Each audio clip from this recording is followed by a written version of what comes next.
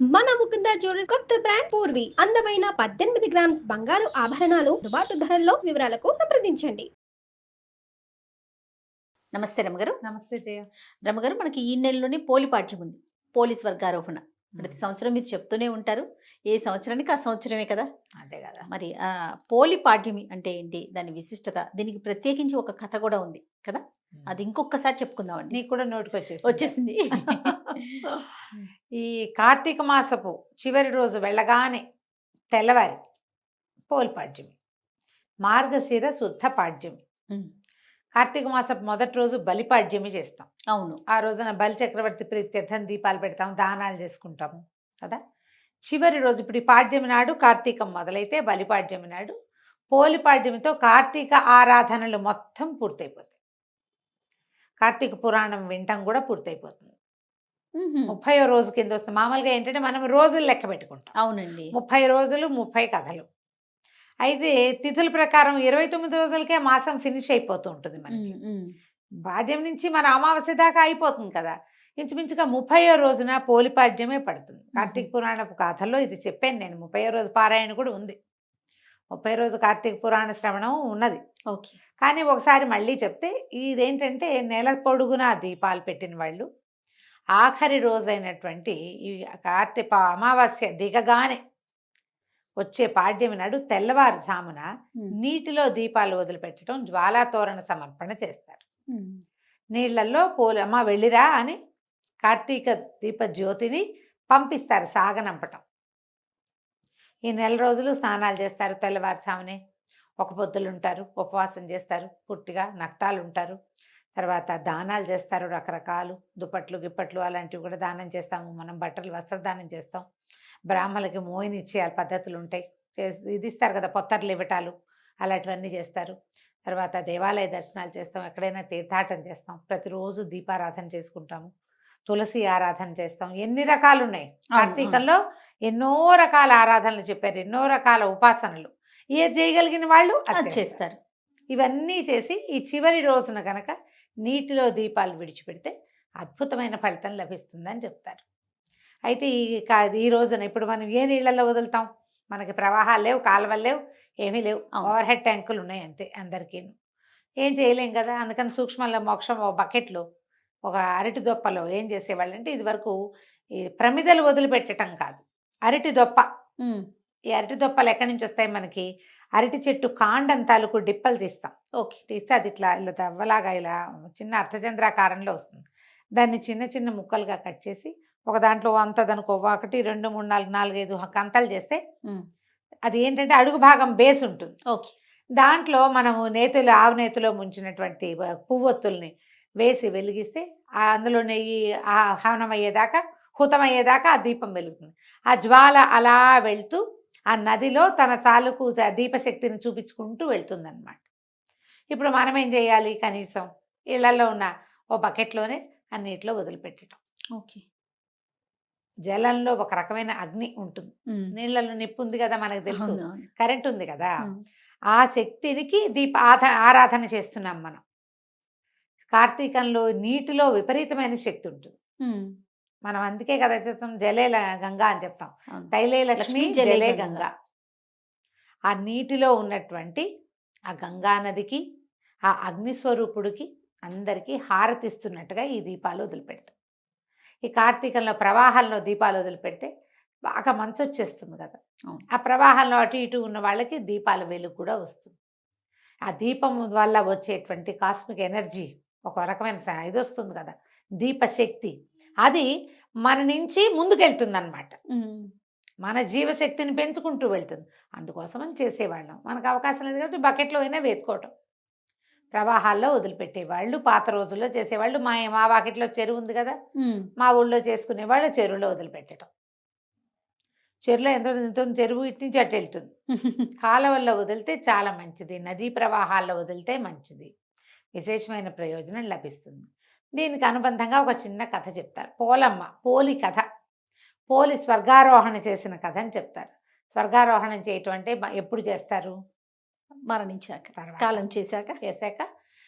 ఆమెకి కాలం తీరిపోయిందని అందుకే స్వర్గారోహణం చేసిందని ఒకటి చెప్తారు.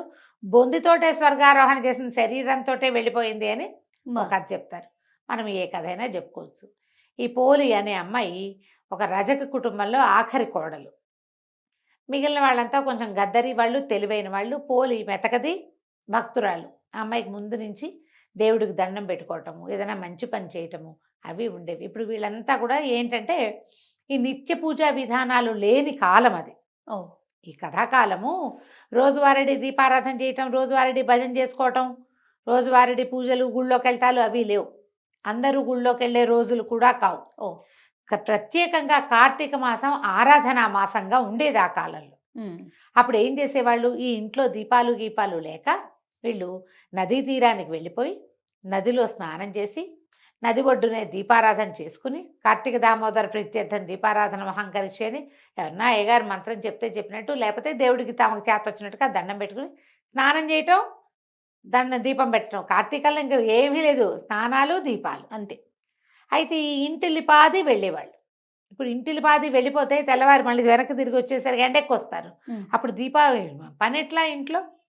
అందుకని మెతగతగా ఉన్నటువంటి పోలిని ఇంట్లో విడిచేసి ఆ అమ్మాయి తాలూకు 4-5 తోడుకోడళ్ళు, అత్తగారు వెళ్ళిపోయేవాళ్ళు. ఈ పిల్ల కూడా తను కార్తీక స్నానం చేయాలని అదని ఉండేది మనసు. కానీ అది అవకాశం లేదు. ఇంట్లో ఉన్న నీళ్ళే పోసుకొని గంగా అని గంగాదేవిని తలుచుకుని దండం పెట్టుకునేది. మామూలుగా కొంచెం శ్రద్ధాసక్తులు ఉన్న పిల్ల. వీళ్ళకి రోజువారీ పూజా విధానాలు ఉన్నట్టు కథలో చెప్పరు. ఆ కథాకాలం కూడా అలాంటిది కాదు. ఈ నెలలోనే చేసుకునేవాళ్ళు. 4 రోజులు వాళ్ళు ప్రతిరోజు వెళ్ళిపోయారు. ప్రతిరోజు పాలు దిగి, గొడ్లకు మేత ఎయ్యి, వెన్న దిగి, అది దిగి, ఇది దిగి అని చెప్పేవాళ్ళు. అయితే చివరి రోజైన ఈ పాడ్యమి నాడు, అదేంటి అమావాస్య వెళ్ళిపోయింది. ఆ అమ్మాయి అమావాస్య ఉందనే భావించింది. అమావాస్య వెళ్ళిపోతాం, వీళ్ళంతా వెళ్ళిపోయారు దీపాలు పెట్టుకోవడానికి. ఈ అమ్మాయి ఏమనుకుందంటే, ఇంట్లో ఉన్నాం, కనీసం ఇక్కడైనా దీపం పెట్టుకుందాం వీళ్ళు వచ్చే లోపలని ఏం చేసింది, ఇక అత్తగారన్నీ తలుపులు వేసుకుంటుంది. వాళ్ళ ఇంట్లో దీపారాధనకి వ్యవహారాలు ఏమీ లేవు. ఉన్నవి పట్టుకెళ్ళి అక్కడ దీపం పెట్టుకుంటారు వాళ్ళు, ఇక్కడేం లేదు. అందుకని అమ్మాయి ఏం చేసిందట, వెన్న చిలికి ఆ కవ్వానికి ఉన్న అది ఇంత ముద్ద రావాలి లెక్క, అది తీసి అక్కడ పెట్టింది. కవ్వానికి వెన్న అంటుకుని ఉంటుంది గాళ్ళల్లో, తెలుసు కదా, ముద్దలా ఉంటుంది కవ్వం ముద్ద.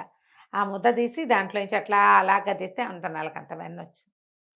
ఆ దొడ్లో ఒక పమిడిపత్తి చెట్టు ఉందట వాళ్ళకి. చెట్టు విచ్చుకుంటాయి కాయలు. అవును. అందులో నుంచి కొద్దిగా పత్తి తీసి దాన్ని బాగా నలిపి ఒత్తి చేసి ఈ వెన్నతోటి తడిపి ఒక చిన్న ఆకు దొన్నెలో ఆ దీపాన్ని ముట్టించి ఏం చేసింది, చాకలి కడవ ఉంటుంది వాళ్ళ ఇంట్లో, చాకలి బాణ, బట్టలు ఉడకబెట్టడానికి వాడతారు. పొయ్యెక్కిచ్చి చవుడు అవి వేసి బట్టలు ఇస్త్రీ చేస్తారు కదా వాళ్ళు, దాన్ని ఏదో అంటారమ్మా, బట్టల్ని కమ్ము బిడవటం అంటారు. మీ ఊళ్ళల్లో ఏమంటారో నాకు తెలీదు. కమ్ము బిడిచి ఇవ్వు అని చెప్పేవాళ్ళు మా వాళ్ళు. కమ్ము బిడవటం అంటే ఆ నీళ్లు బాగా మరిగించి అందులో సున్నము, చవుడు ఏదో వేసి ఈ దుప్పట్లు కొంచెం గార్రంగా వచ్చేస్తాయి, పాతపడిపోయి అంటే మాసిపోయిన దుప్పట్లు అందులో పడేసి ఉడికిచ్చేవాళ్ళు. ఉడికించాక బట్టలు బాగా వేడి నీళ్ళల్లో సలసల్లాడితే ఆ గాళ్ళల్లో అవే నేతలో ఇరుక్కుపోయిన మురికంతా బయటకు వచ్చేస్తుంది. తర్వాత ఏం చేసేవాళ్ళు, శుభ్రంగా జాడిచ్చి 2 దెబ్బలు కొట్టి జాడిచ్చేసి ఆరేసి ఇస్త్రీ చేసి ఇచ్చేవాళ్ళు. కమ్ము బిడవటం, కమ్ము పిడిచినట్టుంది అని చెప్పేవాళ్ళు. దాని పేరే అది, ఇంకా అంతకంటే వేరే ఏముందో నాకు తెలియదు. అయితే ఈ బాణ ఒకటి ఉంది పెద్దది, అవి చిట్టి ఉండవు, బాగా 25-30 దుప్పట్లు ఎట్ ఏ టైం వేసేలాగా పెద్ద చాకలి బాణ, దాని పేరే అది, చాలా పెద్దది. అది తిరగేసి అందులో నీళ్ళు పోసి ఆ బాణలో విడిచిపెట్టింది ఆ దీపాన్ని. అయితే ఏమైంది, అదే సమయానికి విష్ణుదూతలు వెళ్తున్నారట ఆకాశంలో. వెళ్తుంటే ఈ అమ్మాయి ఆ బాణలో దీపం వేశాక గుమ్మానికి ఆనుకొని కూర్చుంది. ప్రాణం పోయింది, ఆ అమ్మాయికి సమయం అయిపోయింది. ప్రాణం పోయేసరికల్లా చటుక్కున వీళ్ళు దిగొచ్చి దేవదూతలు ఎవరు కూడా విష్ణు పార్షదులే వచ్చి ఆ అమ్మాయిని చేదుకుని దాంట్లో కూర్చోబెట్టుకున్నారు. పుష్పక విమానంలో ఒక విమానం వేసుకొచ్చారు వాళ్ళు. వీళ్ళిద్దరూ ఎట్లా ఉన్నారు, శంఖచక్రాలు ధరించి తామర పువ్వులు మెళ్ళలో దండలు కూడా కమలాలంకృతులుగా ఉంటారు వాళ్ళు. సాక్షాత్ విష్ణు స్వరూపులుగానే ఉంటారనమాట. చక్కగా ఉన్నారు, పద్మమాలాలంకృతులుగా ఉన్నారు అని చెప్తారు. ఎప్పుడైతే ఈ అమ్మాయి ఆ విమానంలో కూర్చుందో కాళ్ళు వేళ్లాడేసుకుని కూర్చుందట పక్కన ఒదిగి.